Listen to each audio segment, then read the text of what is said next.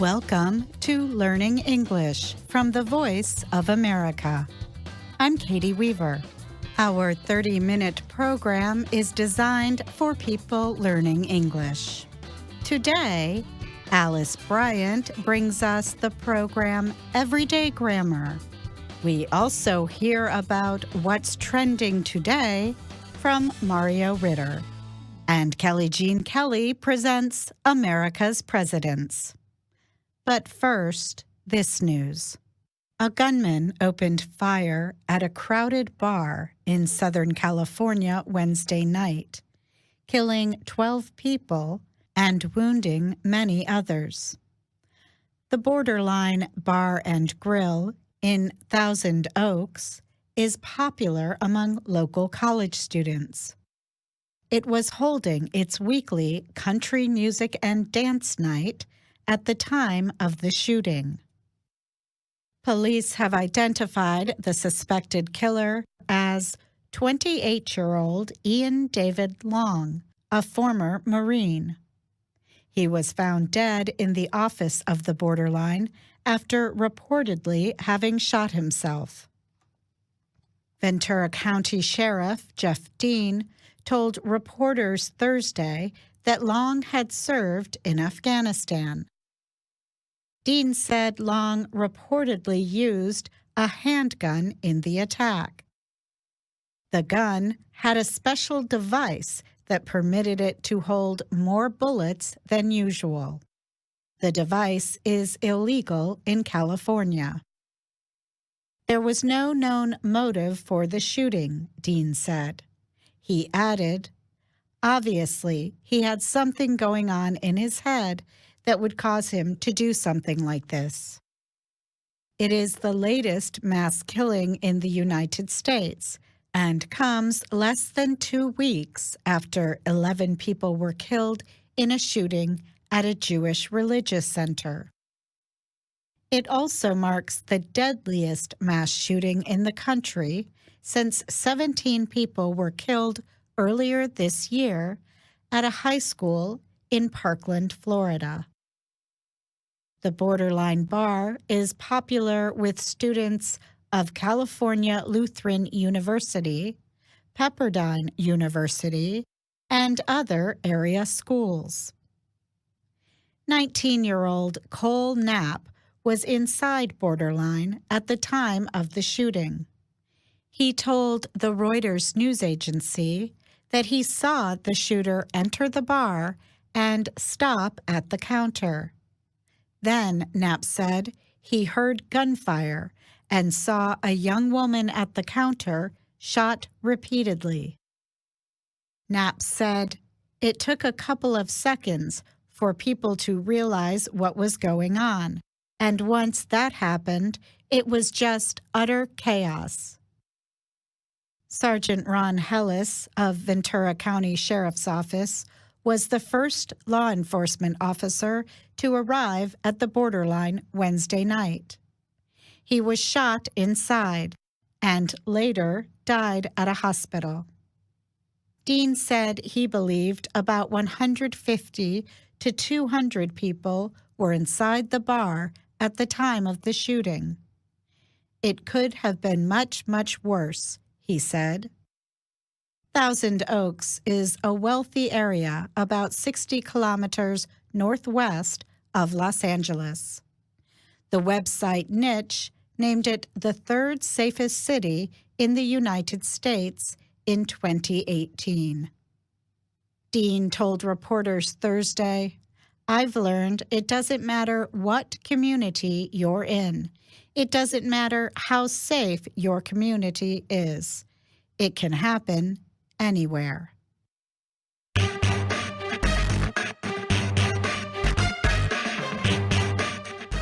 This is what's trending today. Are you unhappy with your age? Do you feel younger than your age? Well, perhaps you should consider legally changing your birth year. That is what a Dutch man is trying to do. Emiel Ratelband is a television host. He works as an expert in positivity. But he says that his age is having a negative effect on his ability to find work and love. So Rattlebond went to court to get his birth year legally changed from 1949 to 1969. He told the court that he did not feel comfortable with his age. He said he self-identified as 20 years younger. Rattlebond says he wants to avoid age discrimination in society. He says that when he asks for a mortgage, they say it's impossible. He complains that when he tries to get dates on a dating site called Tinder, he only gets women his age, in their late 60s. He says that with his youthful face and an age of 49, he would get more dates, possibly with younger women. He told the Associated Press on Thursday, "With this freedom of choice of name, freeness of gender, I want to have my own age. I want to control myself." Marjolein van den Brink specializes in human rights and gender issues at Utrecht University. She said, "It's quite clear that elderly people have a much smaller chance of getting a job than younger people." However, she says that age is different from the issues involved in reassigning gender. Age discrimination, she says, happens only at certain points in your career, usually between 40, 50, or 60 years of age. Whereas gender is something that follows you from birth to grave, she said. Rattlebond says the Dutch government could benefit if it were to accept his age demand. He says he would be happy to give up his monthly pension of around $1,370. That would be a savings of $343,000 over the 20 years for the government. The court in the city of Arnhem is expected to issue a ruling in about 4 weeks. And that's what's trending today.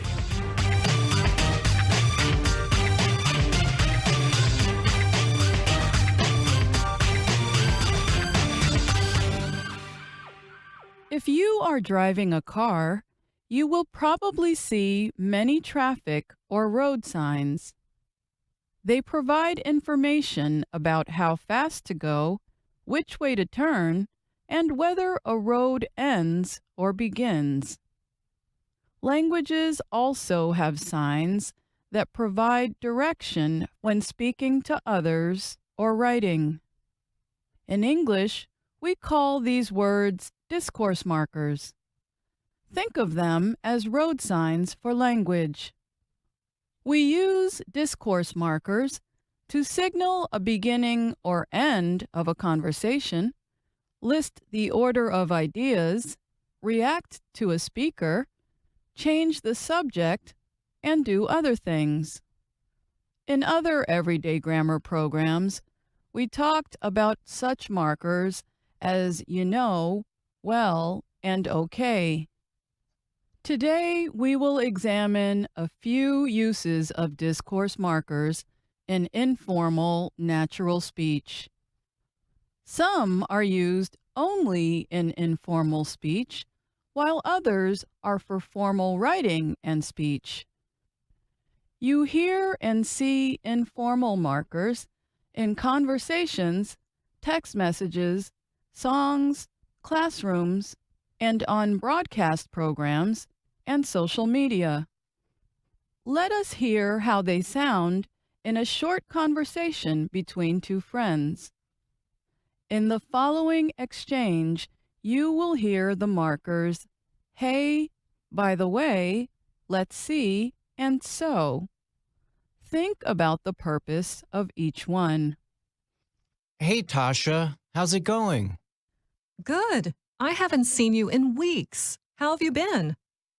Busy, but great. By the way, what are you doing tomorrow night? Let me see. I am planning on voting tomorrow afternoon, but we'll be free after that. What did you have in mind? So, there is a book signing at Dream Bean Coffee House tomorrow at 6 o'clock. Want to come? That sounds great. Did you catch the purpose of each? The word hey is used to get the attention of the listener. In this case, it is also a very informal way of saying hello. English speakers use by the way and so to lead into a statement or question. But the words by the way inform the listener of a change in direction of the conversation. Lastly, the words let's see show that the speaker is trying to remember something. Now, let's talk about 4 uses of discourse markers. I just used one in the last sentence. Did you catch it? It was the word now. We use it and other words and phrases to mark the start of a conversation or announce an idea. Now can introduce the idea or show a change in subject. In everyday grammar programs, you have heard us use the markers now, okay, so, and all right. These all tell the listener to pay attention because the speaker may offer a new piece of information. Some of the same markers are also used to end a conversation. For example, one might use the words okay or all right to inform the listener you will soon finish what you are saying. Take a listen. Just saw your message. All right, I'm late for a meeting. I will call you later. I have got to go. Another word we often use is anyway. Here is the same example with that word. Just saw your message. Anyway, I'm late for a meeting. I will call you later. I have got to go. Now let's turn to useful words and phrases for changing the subject. Notice I used now to move to another part of today's subject. You may have noticed the flexibility of some discourse markers. Some have more than one use, but be careful, others do not. Anyway is an example of a flexible marker. English speakers not only use it to suggest a conversation's end. We also use it to signal that we will start talking about something else.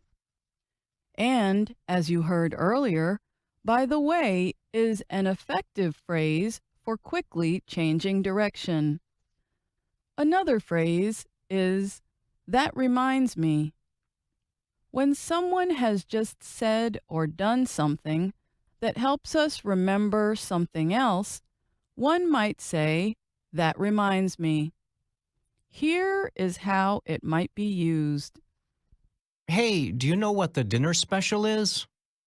Yeah, it's teriyaki chicken. Oh, that reminds me. I forgot to take the chicken out of my freezer. Other discourse markers assure speakers that the listener is paying attention to what they are saying.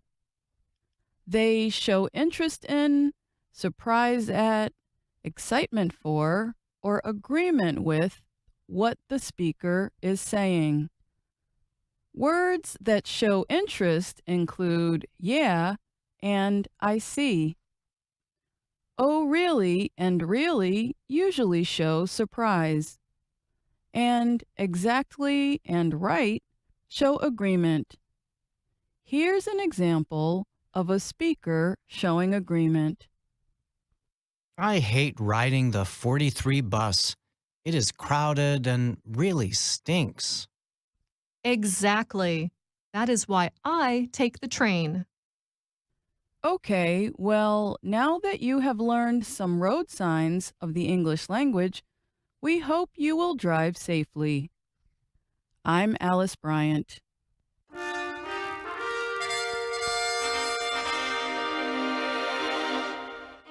VOA Learning English presents America's Presidents. Today we are talking about William Jefferson Clinton, better known as Bill Clinton. Clinton took office in 1993 and was re-elected in 1996. In many ways, historians consider his time in office a success. The economy expanded, and the country was largely at peace. But Clinton had some notable failures, too. He could not persuade Congress to accept a plan to reform the nation's healthcare system. And in his second term, the House of Representatives took steps to remove him from office. But the Senate decided not to act. Clinton finished his second term with high approval ratings. Yet, he is also remembered for being only the second U.S. president to be impeached.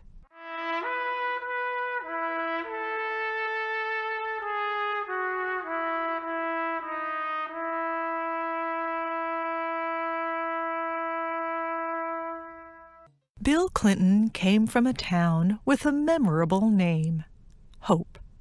He grew up there and in another nearby town in the southern state of Arkansas. For most of his early life, Bill was raised by his grandmother and his mother, both nurses. His father had died in a car accident before he was born. People who knew Bill as a young man remember him as very intelligent, charming with people, and talented in music. His mother told him he would be president one day. Sure enough, Clinton pursued activities that would lead to a political career.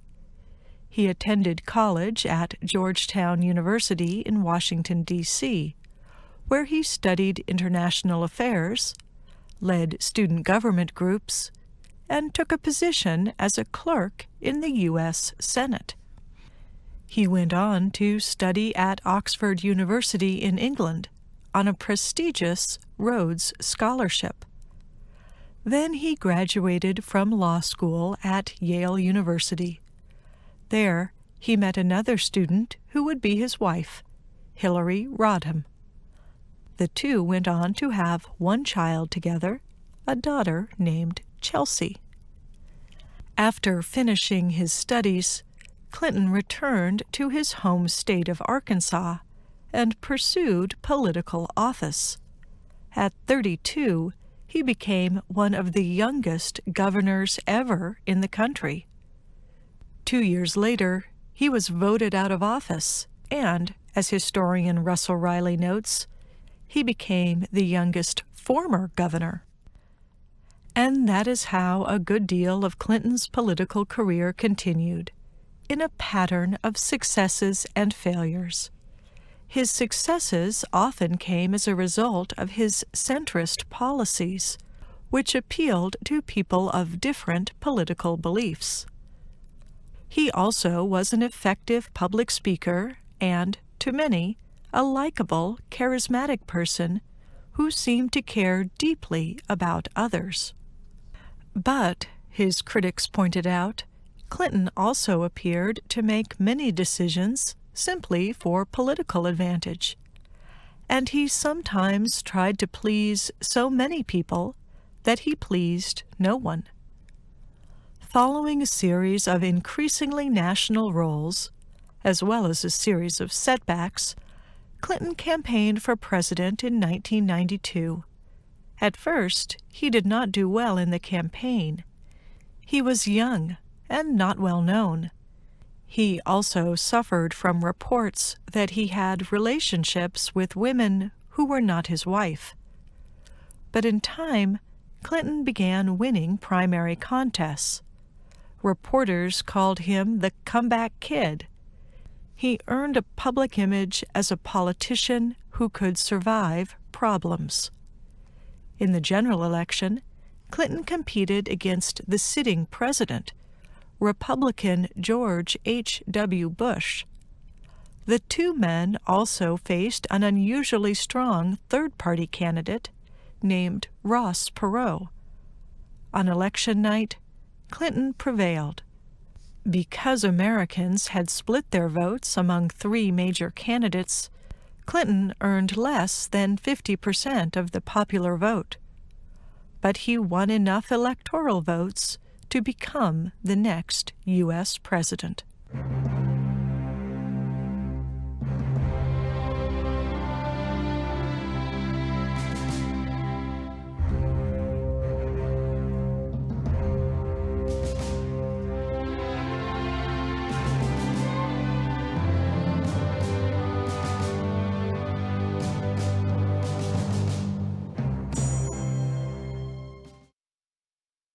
The people who worked on Bill Clinton's presidential campaign adopted an informal motto. They said, "It's the economy, stupid." In other words, campaign officials believed that most Americans cared primarily about how a president's policies would affect their financial concerns. So President Clinton quickly set about making a series of economic changes. They included raising taxes on wealthier Americans and cutting spending to help poorer Americans. In a few years, the U.S. budget deficit was gone, the federal government had a surplus, and the country's financial situation was strong and healthy, although not everyone approved of the steps Clinton took to get there or believed he should get all the credit. Early in his first term, Clinton sought an additional reform he believed would help voters' financial concerns: affordable health insurance for all Americans.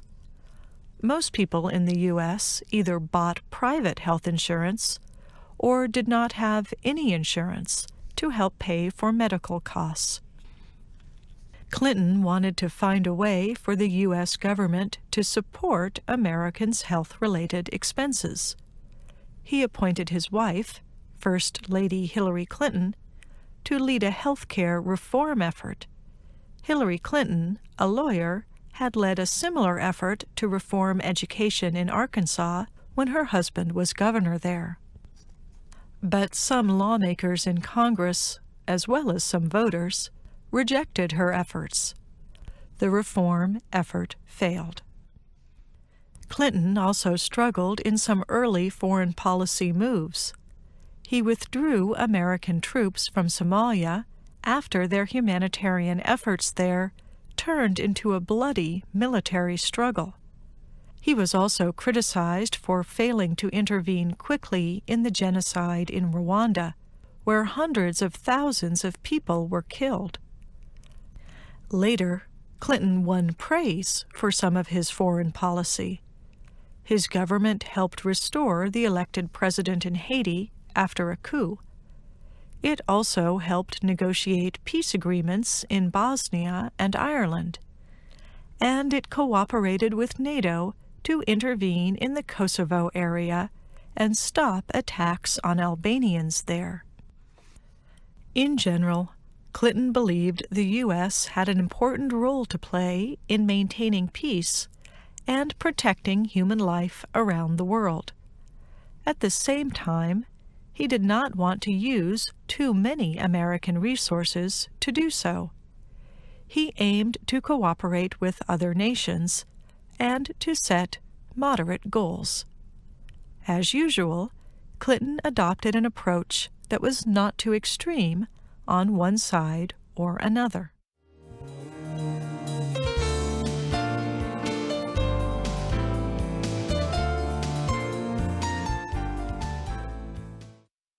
During most of his time as president, Clinton had been under investigation. Federal judges had appointed a special counsel named Kenneth Starr to find out if the president had committed any crimes related to financial investments before he took office. During the investigation, Starr learned that the president had been having a sexual relationship with a young woman who worked in the White House. Starr asked Clinton about the affair under oath. Later, Starr accused Clinton of lying about his relationship with the woman. Starr said that Clinton had also tried to prevent others from telling the truth about some of his activities. In time, the president publicly admitted the relationship, and he apologized to voters and his family. But he said he had not lied or told anyone else to lie for him. Lawmakers in the House of Representatives did not accept Clinton's defense. They advanced 2 articles of impeachment. Lawmakers in the U.S. Senate then considered the case. It is their job to examine the evidence and decide whether to remove a president from office. A majority did not believe the actions Clinton was accused of were serious violations against the country. They voted to acquit Clinton of the charges and permit him to continue as president.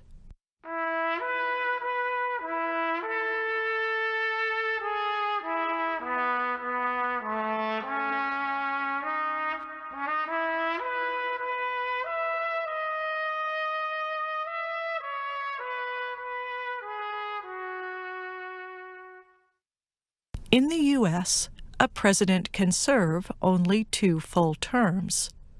After his second, Bill Clinton and his wife settled in a town outside New York City.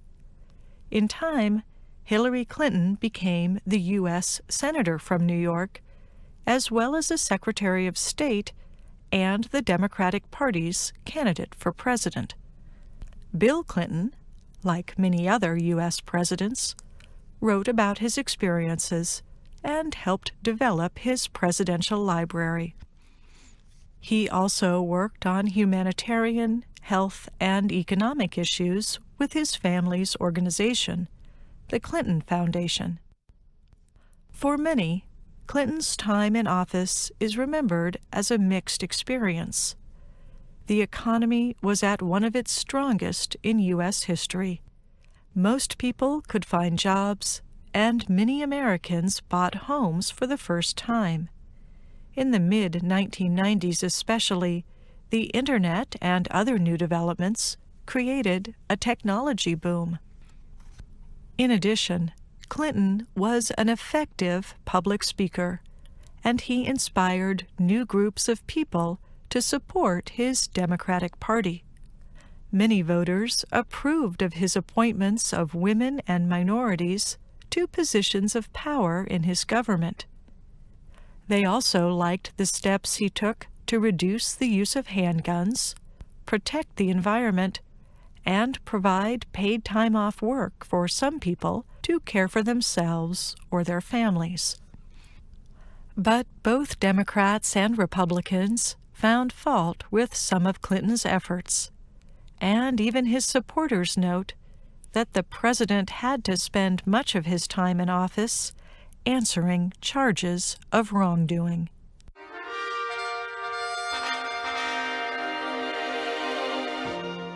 I'm Kelly Jean Kelly.